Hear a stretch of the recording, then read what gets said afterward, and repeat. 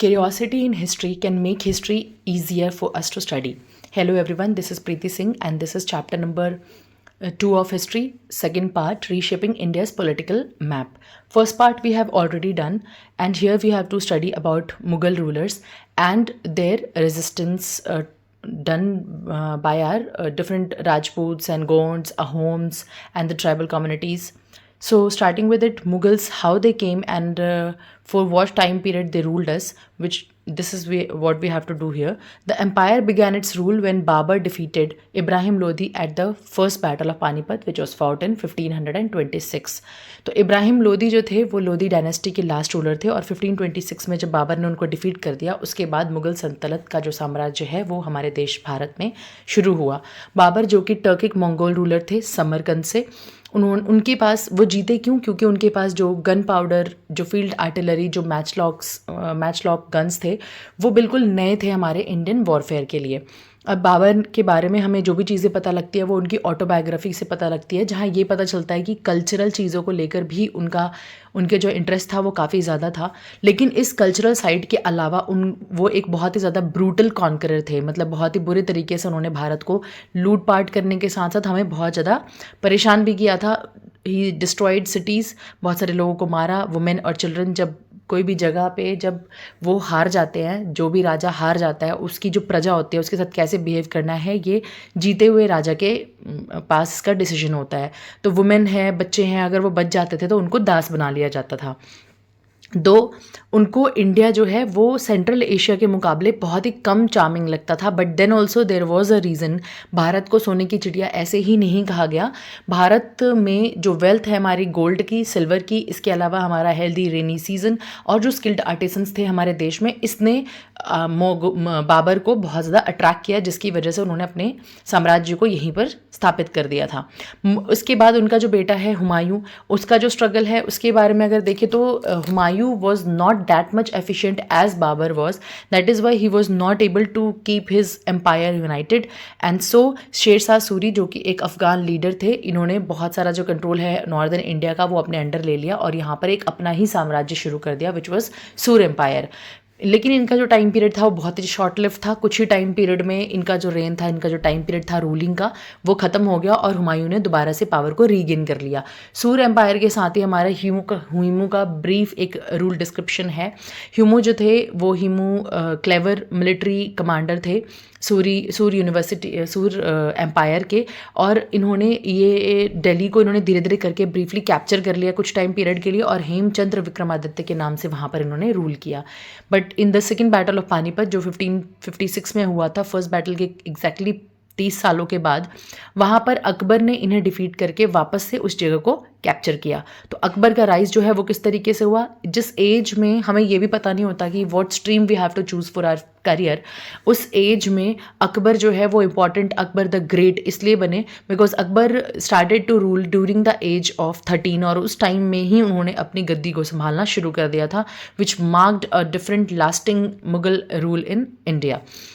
सो here उनका जो rain था उसका जो भी चीज़ें थी वो बहुत ही ज़्यादा मिक्स्ड रिएक्शंस कहीं ना कहीं हैं, क्योंकि इनके मिलिट्री कैंपेन्स जो थे वो बहुत ज़्यादा हार्श थे, मतलब मिलिट्री को एक्सपैंड करने का जो तरीका था बहुत हार्श था। लेकिन इसके बदले में जो जिजिया टैक्स था जो नॉन मुस्लिम्स पे लगाया जाता था, which we have already gone through in the first part of this, वो, और साथ में इन्होंने पीस प्रमोट करने के लिए अलग अलग रिलीजन्स में बहुत सारी चीज़ों को एंड अप कर दिया था ताकि पीसफुल चलता रहे सब कुछ। अर्ली कॉन्क्वेस्ट और ब्रुटैलिटी, मतलब उन्होंने किस तरीके से बहुत ही ब्रूटल तरीके से कैसे उसको अंडरटेक किया। वहाँ पर चित्तौड़गढ़ का जो फोर्ट था राजस्थान का, उसको उन्होंने लगभग 5 मंथ्स के लिए बीसीज्ड किया, मतलब उस पर कब्जा करने की कोशिश करते रहे, जबकि राजपूत ने उसको काफ़ी ज़्यादा resistance the. But at last after breaching the fort उन्होंने वहाँ पर लगभग 30,000 जो सिविलियंस थे उनकी हत्या कर दी, और जो भी वुमेन और बच्चे बच गए थे उनको एनस्लेव करने का ऑर्डर दे दिया। राजपूत जो भी वुमेन थी जो अपने आप को बचा सकी, उन्होंने कमिट किया जौहर, और वो आग में कूद पड़ी ताकि वो अपनी डिग्निटी को मेंटेन कर सके। अब जौहर क्या होता है, as we have already seen in Padmaavat movie, जिसमें रानी पद्मावती ने जौहर किया था। तो उसमें क्या होता है, जो भी राजपूत की वुमेन होती हैं, जब वो टू अवॉइड एनीथिंग लाइक कैप्टिवेशन और किसी और जो इन्वेडिंग आर्मी है जो भी उन पे आक्रमण कर रही है, उसका जो राजा है उसकी पत्नी बनने या उसकी दास बनने के अलावा वो ये सोचते थे कि इससे बेटर है कि हम आग में कूद के अपनी जान दे दें। तो इसको एक ब्रेव और ऑनरेबल एक्ट माना जाता था of Rajput queens. Political strategy जो है वो स्टेबिलिटी के लिए जो अकबर ने यूज़ की वो थी कि उन्होंने मैरिज अलायंसेस को बहुत ज़्यादा प्रेफरेंस दी, मतलब कि जो भी राजपूत या नेबरिंग किंगडम्स के जो भी राजा हैं उनकी पुत्री से विवाह कर लो और अपने टाइज़ को, मैरिज टाइज़ को बहुत ज़्यादा स्ट्रेंथन कर लो।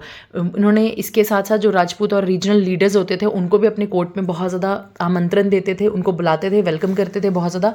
और साथ में जो भी हिंदू ऑफिशियल्स होते थे उनको काफ़ी हाई पोस्ट देकर उनको खुश करने की कोशिश करते थे कि चलो अगर वो सेटिस्फाइड रहेंगे तो आगे वो हम पे आक्रमण नहीं करेंगे या हमारे अगेंस्ट जाने की कोशिश नहीं करेंगे। साथ में इन्होंने जिजिया टैक्स को एबॉलिश कर दिया नॉन मुस्लिम्स के लिए, और सुल्के कुल की पॉलिसी जो कि पीस फॉर ऑल है, इसको इनिशिएट किया।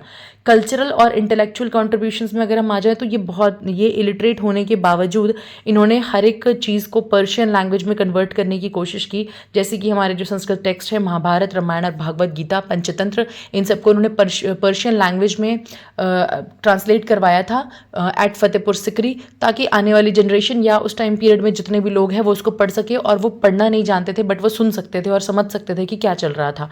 लेटर रेन मतलब जो लास्ट टाइम का जो उनका टाइम पीरियड था या जो उनके सक्सेशंस मतलब उनकी अगली जो पीढ़ी थी उसका टाइम कैसा रहा, तो लगभग इन्होंने 50 ईयर्स तक रूल किया। बहुत सारे कैंपेन्स किए लास्ट के 15 सालों में, कश्मीर में, सिंध में, डेक्कन में। उसके बाद जो इनका बेटा था जहांगीर, उन्होंने लगभग इंडिया में डेक्कन एरिया को कवर किया। वो आर्ट को बहुत ज़्यादा पसंद करते थे। शाहजहां जो उनके बाद आए, वो ताजमहल उन्होंने बिल्डअप किया है, तो आपको पता ही है कि ये तो हमारा टूरिस्ट एरिया है।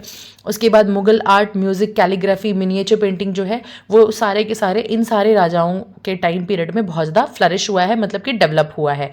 फिर आते हैं औरंगज़ेब जो कि लास्ट मुगल रूलर है हमारे इन रूल। इसके बाद इनके बच्चे हैं तो हैं लेकिन वो इतने ज़्यादा पावरफुल नहीं थे।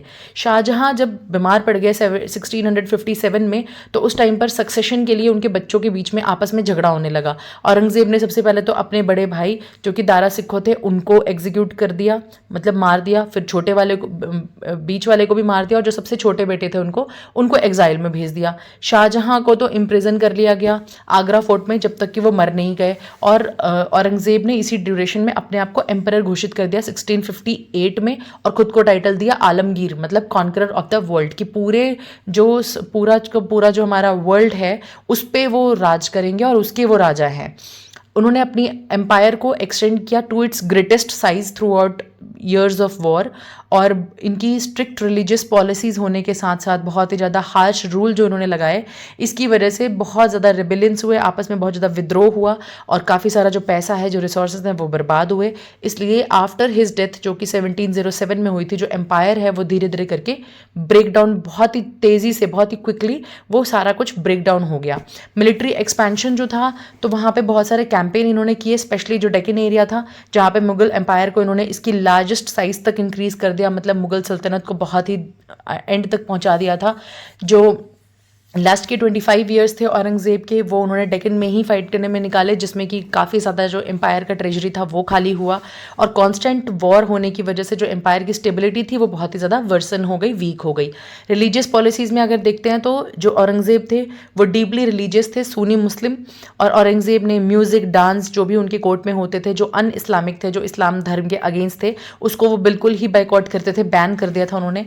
दोबारा से इन्होंने जिजिया टैक्स जो कि अकबर ने हटाया था उसे दोबारा से रीइंट्रोड्यूस कर दिया। प्लस अगर कोई भी हिंदू है वो अपने पिलग्रिमेज एरियाज़ में जाना चाहता है, कहीं पे भी अगर वो कोई भी पिलग्रिमेज एरिया जो है, जो भी आपका यात्रा है वो करना चाहता है, तो वहाँ पर धार्मिक यात्रा करने के लिए अलग से उनको टैक्सेशन देनी पड़ेगी। जो चीज़ें अकबर ने हटाई थी दोबारा से औरंगज़ेब ने उसको रीइंट्रोड्यूस कर दिया था।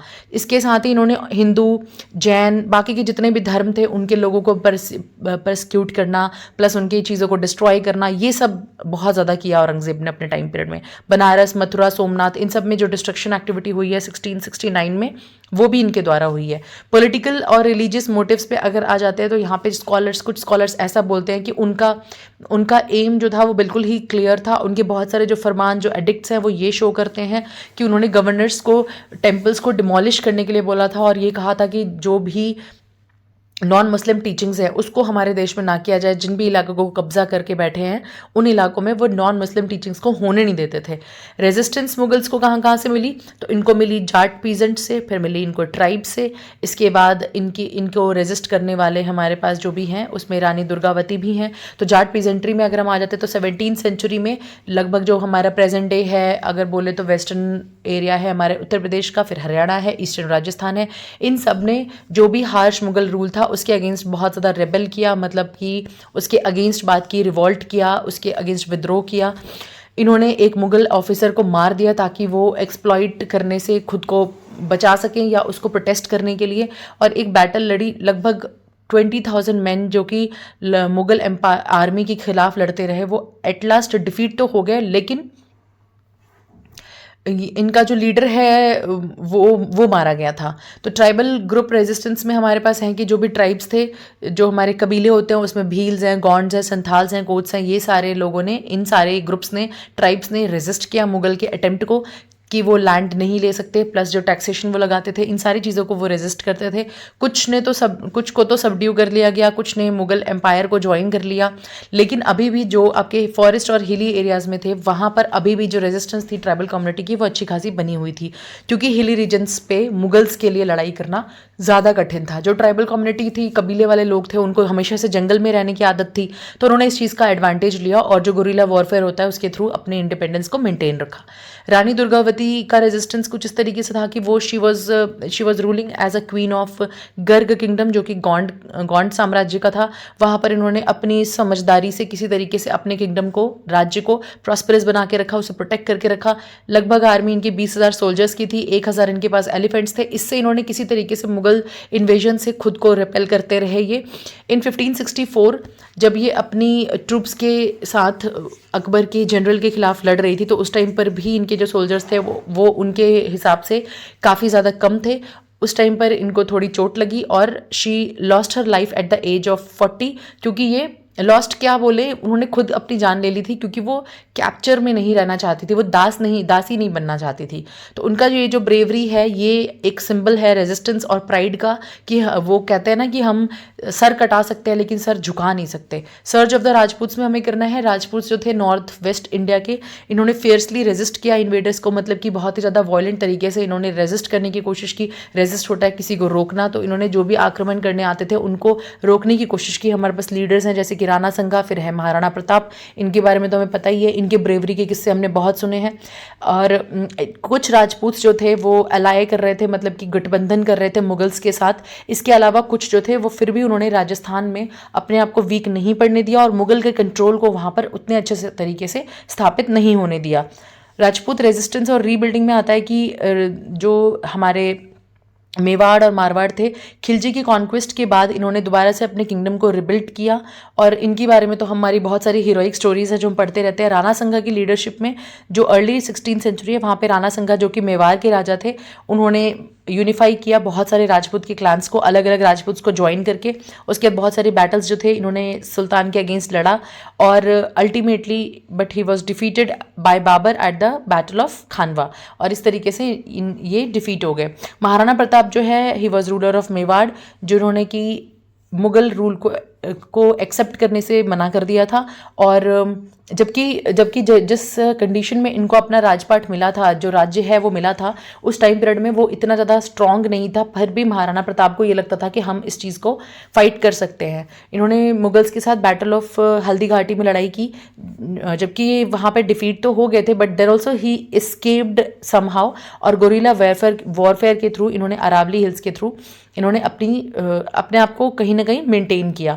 इनको सपोर्ट मिला भील्स ट्राइब से, जिनके आर्कर्स या उनके जो टेरेन, मतलब कि जो हिमालयन रीजन्स थे, जो भी उनके अरावली हिल्स के जो रीजन्स थे, जो ऊपर के रीजन्स होते हैं हाई एल्टीट्यूड वाले, वहाँ पर किसी तरीके से मेवाड़ की जो मिलिट्री एल्थम है वहाँ पर इनके सिंबल्स को यूज़ किया गया है टू ग्लोरीफाई दैट एक राजा की जो मदद है वो एक ट्राइबल कम्युनिटी ने की थी और इस तरीके से रेजिस्ट कर रहे थे, अच्छा खासा रेजिस्टेंस इन्होंने दिया मुगल साम्राज्य को।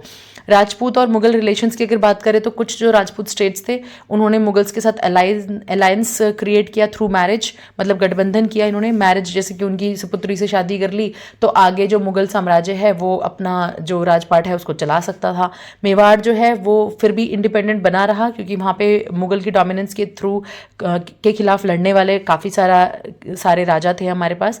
अहोम्स की अगर बात करें तो अहोम जो है वो एक एथनिक ग्रुप है जो कि माइग्रेट हुआ था फ्रॉम प्रेजेंट डे म्यांमार और वो गए थे ब्रह्मपुत्र वैली की तरफ लगभग 13th सेंचुरी के करीब। आज के टाइम में अगर हम बात करें तो प्रेजेंट डे असम को ये कवर करते हैं। यहाँ पर हर जो एबल्ड बॉडीड मैन था, मतलब जिसका भी शरीर ठीक ठाक था, उसने मिलिट्री सर्विस अपने उसको प्रोटेक्ट करना, अपने किंगडम को प्रोटेक्ट करना, ये ही उनका एकमात्र काम था और अपनी जीवनचर्या को चलाना, किसी तरीके से लाइफ को सस्टेन करना। अहोम के जो रूलर्स हैं ये फियर्सली अपोज करते थे मुगल को और दिल्ली सल्तनत को। नॉर्थ ईस्ट इंडिया में इन्होंने जब भी कब्जा करने की कोशिश की तो अहोम्स ने उनसे इस इलाके को प्रोटेक्टेड रखा है क्योंकि डेंस फॉरेस्ट थे, काफ़ी घने जंगल थे, हिली एरियाज थे, रिवर्स जो थे उसमें अच्छा खासा इनको तजुर्बा बहुत अच्छा था अहोम्स को। इस वजह से अपने एक्सपीरियंस से इन्होंने उस चीज़ को प्रोटेक्ट किया। जो यूनिक पेक सिस्टम था और जो नॉलेज ऑफ टेरेन है, मतलब कि हाइट्स पे कैसे लड़ना है, पानी पे कैसे लड़ना है, इन सब चीज़ों की वजह से ये अहोम्स जो है वो अपने आप को प्रोटेक्टेड रख पाए। इसके बाद लगभग इन्होंने अपने इंडिपेंडेंस को बैटल ऑफ सराय घाट में भी मेंटेन किया, जो कि आज के टाइम में अगर हम बोले तो गुवाहाटी का एरिया। अहोम का जो कंट्रीब्यूशन है असम के लिए, तो यहाँ पर उन्होंने लोकल कल्चर को बहुत ज़्यादा मेंटेन किया, एसेबिलिट मतलब जोड़ के रखा है, प्रमोट किया एग्रीकल्चर को, जो डाइवर्स फेथ्स थे हमारे उसको एनकरेज किया है। अहोम की जो पॉलिसीज़ थी और जो रेजिस्टेंस थी उसने हमेशा से यहाँ की कल्चरल और हिस्टोरिकल आइडेंटिटी को मेंटेन किया। And this is what was said by Ram Singh, who was a Mughal general who greatly admired the skills of Ahom warriors from Assam, and he said that जो यहाँ पर जो shooting arrows का जो एक experience और जो इनकी वर्सेटैलिटी देखी गई है वो भारत के किसी भी कोने में नहीं देखी गई है। Then comes the rise of Sikh community which was founded by Guru Nanak ji in 15th century, grew from spiritual movement, जो कि मार्शल फोर्स में मुगल परसिक्यूशन की वजह से ग्रो हुआ था। जो गुरु गोबिंद सिंह जी हैं, तेग बहादुर सिंह एंड देन गुरु गोबिंद सिंह, इन्होंने मुगल ऑपरेशंस, मतलब उनके जो भी ऑपरेशन होता है किसी पे दबाव बनाना, किसी को अपने अधीन करना, उस चीज़ को बहुत ज़्यादा कहीं ना कहीं रेजिस्ट किया। और महाराजा रंजीत सिंह जो है इन्होंने यूनिफाई भी किया सारे के सारे सिख को, ताकि एक पावरफुल सिख एम्पायर जो है वो 19th सेंचुरी में बनाया जा सके। फाउंडेशन किस तरीके की थी, तो गुरु नानक जी ये प्रीच करते थे दैट इक्वालिटी और कंपैशन जो है एक ओंकार का करते थे वो, कि वननेस ऑफ गॉड, की ईश्वर एक ही होते हैं, और उनके जो फॉलोअर्स होते थे उनको ही सिख बोला जाता था। Sikhism as a spiritual movement शुरू हुई थी जो कि इक्वालिटी और डिवोशन पे एम्फसाइज करती थी और एम्फसाइज करती थी unity and kindness for all. Sikh ने रेजिस्टेंस किस तरीके से की, तो गुरु अर्जन देव जो कि 5th गुरु थे, उनको बहुत ज़्यादा टॉर्चर किया गया था जहांगीर के टाइम पीरियड में, और इस हार्श एक्ट की वजह से सिख और मुगलों का जो आपस का जो तालमेल था, जो इनके आपस की जो भी चीज़ें थोड़ी सी कैजुअल हो सकती थी, नॉर्मल हो सकती थी, वो नहीं हुई। और गुरु अर्जुन जी के जो सन थे, गुरु हरगोबिंद सिंह जी, उन्होंने मार्शल ट्रेनिंग को इंट्रोड्यूस किया और इस तरीके से सिख कम्युनिटी की एक आर्मी फॉर्म कर दी। बहुत सारे बैटल्स लड़ने के बाद सिख कम्युनिटी जो है वो खुद को डिफेंड करने के लायक बन चुकी थी। पंजाब की अगर हम बात कर रहे हैं तो एक बहुत बड़ा रीजन आता है ये, जो कि आज के टाइम में इंडिया और पाकिस्तान में 2 हिस्सों में डिवाइड हो गया है। जो सिख की होली बुक है वो Guru Granth Sahib ji, it was first compiled by Guru Arjan Dev and later बाकी की चीज़ें जो हैं वो ऐड की गई हैं बाय गुरु तेग बहादुर जी। गुरु तेग बहादुर जी का अगर सैक्रिफाइस देखते हैं तो 1675 में कश्मीरी पंडित्स जो थे उन्होंने गुरु तेग बहादुर जी की हेल्प लेने की कोशिश की ताकि वो अपने रिलीजियस प्रोसिक्यूशंस को रोक सके। जो 9th गुरु थे उन्होंने ये चूज़ किया कि yes he will protect them and he faced arrest by emperor Aurangzeb. जब उन्होंने रिफ्यूज़ किया, मना किया कि मैं इस्लाम धर्म को मैं कन्वर्ट नहीं होऊंगा, तो उनको काफ़ी ज़्यादा टॉर्चर किया गया उनके 2 डिसाइपल्स के साथ, जिनको मार ही दिया गया टॉर्चर कर करके, एंड पब्लिकली उनको बिहेड कर दिया गया चांदनी चौक दिल्ली में। अब गुरु गोबिंद सिंह जो हैं और जो खालसा है उसकी शुरुआत किस तरीके से था, गुरु गोबिंद सिंह जी जो कि 10वें गुरु थे, इन्होंने खालसा की शुरुआत की 1699 में, जो कि एक मार्शल ब्रदरहुड को डेडिकेटेड है to justice, to equality and defending the faith. Khalsa frequently battled Mughal forces और काफ़ी ज़्यादा जो लॉसेस हैं वो इनको सफ़र करनी पड़ी। उसके बाद सिख एम्पायर की जो शुरुआत है वो कैसे हुई, तो बहुत सारी जब मुग़ल एम्पायर जब थोड़ा सा वीकेन हो गया तो उस टाइम पीरियड में जो सिख की कॉन्फेडरेशंस थे, अलग अलग जो छोटे छोटे टुकड़े जो उसके थे वो इमर्ज हुए पंजाब में, और इन सबको जोड़कर सिख एम्पायर खड़ा कर दिया गया, जहाँ पे military skill, diplomacy, religious tolerance, इस तरीके की चीज़ें जो हैं वो इंक्लूड की गई across north west of India, और इसमें कश्मीर को भी इंक्लूड किया गया। गुरुद्वारा असीसगंज साहिब जो दिल्ली की चांदनी चौक में है वो मार्क करता है उस स्पॉट को जहाँ पे गुरु तेग बहादुर जी जो कि 9th गुरु थे उनको बिहेड कर दिया गया था बाय औरंगजेब इन 1675। और ये जो गुरुद्वारा है ये आज भी सिख रेजिमेंट के द्वारा ऑनर किया जाता है on our republic day to commemorate that. And then we are having administrating India. जो दिल्ली सल्तनत है वो रिलाई करते थे कंप्लीटली सल्तनत की, सुल्तान के एब्सोल्यूट पावर पे, कि मतलब जो भी है वो सुल्तान ही सब कुछ है। फिर इसके अलावा एकता सिस्टम था हमारे पास जो कि टैक्सेस को मैनेज करते थे, आर्मी को मैनेज करते थे। की फीचर्स में आगे हमारे पब्लिक की लाइफ कैसी थी, तो लोगों की लाइफ जो थी वो ठीक ठाक सी ज़िंदगी बस चल रही थी। दिल्ली सल्तनत के टाइम पर, मुगलों के टाइम पर उन्होंने बहुत अच्छा इंफ्रास्ट्रक्चर जो है वो तो किया ही था, न्यू करेंसीज को इंट्रोड्यूस किया गया था, इस वजह से लोकल इकोनॉमीज जो थी वो ठीक ठाक चल रही थी। ऑल्दो हैवी टैक्सेस लगाने की वजह से पीजेंट और लेबर जो थे वो उन्होंने काफ़ी ज़्यादा हार्डशिप को कवर किया। कम्युनिटीज़ जो है उन्होंने अपने ट्रेडिशंस को मेंटेन किया। इकोनॉमिक प्रॉस्पेरिटी में अगर आए तो खेती, आर्टिसनल इंडस्ट्रीज जो थी इनके बेस पर इन्होंने मेंटेन किया अपने आप को, डिसेंट्रलाइजेशन के थ्रू मेंटेन किया। इंफ्रास्ट्रक्चर डेवलपमेंट में रोड्स को बिल्डअप किया गया, ब्रिजेस को बिल्डअप किया गया। फिर मुगल्स ने इंट्रोड्यूस किया सिल्वर, रुपया एंड कॉपर। जहाँ पे ये सिस्टम आया, जैसे ही ये सिस्टम आया तो उनकी जो एग्रीकल्चर जो कि उनका मेन सोर्स हुआ करता था, इसके अलावा मल्टीपल क्रॉपिंग ग्रो करना, इरिगेशन सिस्टम में व्हील्स आने की वजह से प्रोडक्टिविटी बढ़ गई काफ़ी ज़्यादा। क्राफ्ट्स एंड ट्रेड की अगर बात करें तो जो कोस्टल टाउन्स थे हमारे कैलीकट के, सूरत के, वहाँ पर एक्सपोर्ट होते थे गुड्स और साथ में इंपोर्ट होते थे सिल्क, हॉर्स और लग्जरी आइटम्स। हुंडी जो होती है वो एक एंशिएंट रिटन ऑर्डर था जिसमें कि आपको पेमेंट नहीं करनी होती थी, और एक तरीके से मतलब लिख दिया हमने कि बिना कैश को कैरी किए ये अलाउ करती थी लोगों को कि वो एक दूसरे को पेमेंट इस तरीके से सेंड कर सकें, और इसमें ज़िंदगी जो है थोड़ी आसान हो गई, ट्रेड करना ज़्यादा इजी हो गया। टेम्पल्स एज इकोनॉमिक सेंटर्स में है कि टेम्पल्स जो थे वो मार्केट्स के हब थे जहाँ पे लर्निंग का काम होता था, ट्रेड को फंड्स किया जाता था। धर्मशाला को बिल्ड किया गया मैनेजर्स के द्वारा ताकि जो फंड है वो सही डायरेक्शन में लगे, और टेम्पल्स का जो पैसा है वो धर्मशाला बिल्डअप करने पे, जो धर्मशाला हम आज भी यूज़ करते हैं if we are going on any pilgrimage. Temples जो है वो ट्रेड प्रोवाइड करते थे फॉर मैरीटाइम ट्रेड, और इस तरीके से जो है मेंटेन होती थी लोगों की जो नॉर्मल लिविंग थी वो मेंटेन की जाती थी। इकोनॉमिक हार्डशिप में जब बहुत ज़्यादा हैवी टैक्सेस पेमेंट्स जो होती थी, जो कुछ लिटिल प्रोड्यूस की वजह से होने पे भी करनी पड़ती थी, इसकी वजह से बॉन्डेड लेबर का काम या लैंड लॉस की वजह से एक तरीके से दासत्व का जो काम है वो लोगों को करना पड़ता था। इकोनॉमिक हार्डशिप के कारण क्राफ्ट्स पीपल और लेबरर्स जो थे इन्होंने हार्श कंडीशंस को फेस करते हुए जो भी वेल्थ होती थी वो लगभग रूलर्स तक ही सीमित रह गई थी। कल्चरल एंड सोशल लाइफ में अगर देखें तो कम्युनिटीज़ ने किसी तरीके से अपने ट्रेडिशन को कुछ चेंजेस अडेप्ट करते हुए मेंटेन रखा, तभी तो आज हम उस कम्युनिटी को फेवर कर पा रहे हैं या उसको मान पा रहे हैं।